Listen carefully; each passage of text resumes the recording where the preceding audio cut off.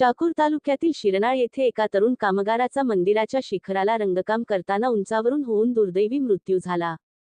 शनिवारी दिनांक 4 एप्रिल रोजी सकाळी 10 वाजेच्या सुमारास ही हृदयद्रावक घटना घडली. बुद्धभूषण सुधाकर कांबळे, वय 24, राहणार उमरज, तालुका कंधार, असे या मृत तरुणाचे नाव आहे. मिळालेल्या माहितीनुसार शिरनाळ येथील हनुमान मंदिराच्या रंगकामाचे काम सध्या सुरू आहे.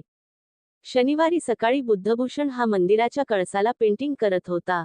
मात्र काम करत असताना अचानक त्याचा तोल गेला आणि तो थेट जमिनीवर कोसळला. उंचावरून पडल्याने त्याला गंभीर इजा झाली आणि त्याचा जागीच मृत्यू झाला. घटनेची माहिती मिळताच चाकूर पोलीस ठाण्याचे पोलीस निरीक्षक बालाजी भंडे यांनी आपल्या पथकासह घटनास्थळी धाव घेऊन पंचनामा केला.